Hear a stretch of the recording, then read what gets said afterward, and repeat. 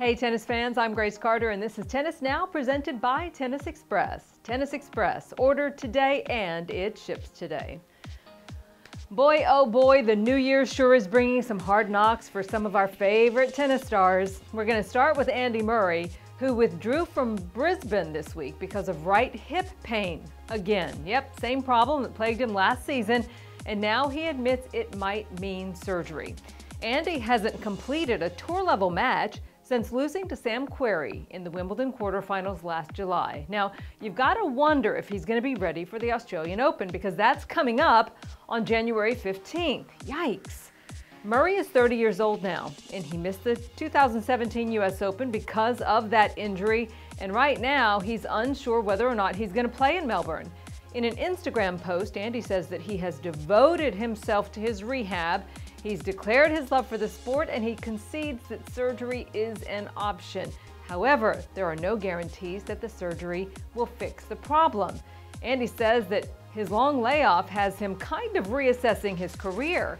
He says he wants to play pain-free and he wants to have fun again. Of course, we wish Andy all the best in his continued comeback efforts. And you've got to assume that Andy's thinking about some other former top players who've had hip surgery and never quite made it back to form. Think Gustavo Kuerten and Magnus Norman.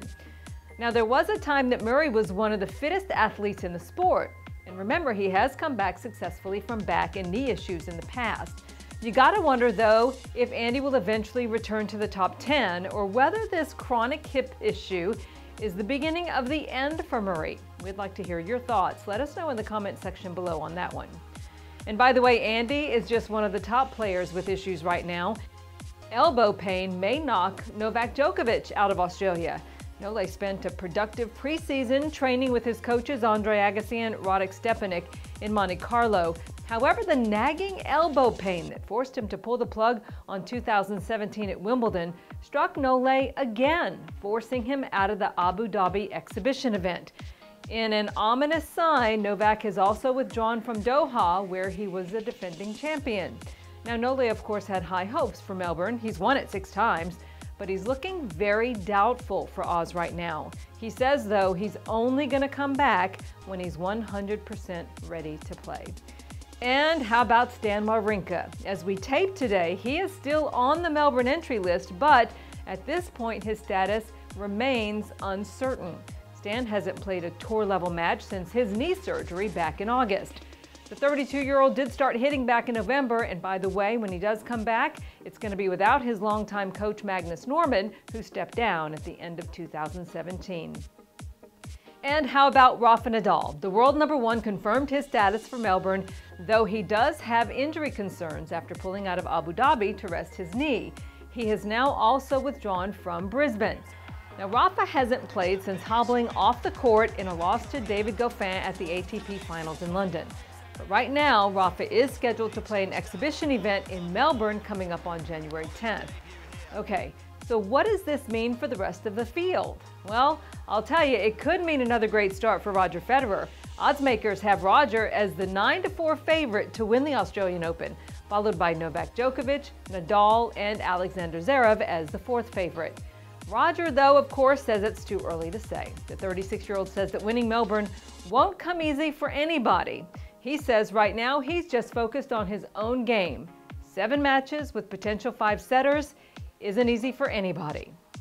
All right, moving on. Grigor Dimitrov and Karolina Pliskova made a striking pair launching the Brisbane International at the Brisbane City Hall. Jelena Ostapenko made history as the first Latvian to win a Grand Slam singles title at Roland Garros last year. And what's her encore? Well, how about defeating Serena Williams in the Abu Dhabi exhibition last week? The world #7 has set some pretty high goals for 2018. And finally, Nick Kyrgios has a question for ATP schedule makers. He wants to know why there aren't more Australian tournaments. Kyrgios suggests that the enormous travel time Australians face puts them at a disadvantage compared to American and European players. I don't know why we don't have more tournaments in Australia. I think, people would be more than willing to come back here, throughout the year. I'm not too sure, but for us in Australia, I was on the road for 4 months last year, and that's, pretty tough. Obviously, I want to spend time with my family, but you know, you got to stay on the road. But I don't know, like, we have 3 tournaments here, I think, you know, 250, 500 and a Grand Slam. And I think you look at guys from America and, you know, in Europe, they have so many tournaments. And I think for us Australians, I think we're a bit disadvantaged in that way, being away from home for so long. Got to admit, that's kind of an interesting question. So what do you think? Do you agree with Nick? Give us your thoughts in the comments section below, and we will see you next time.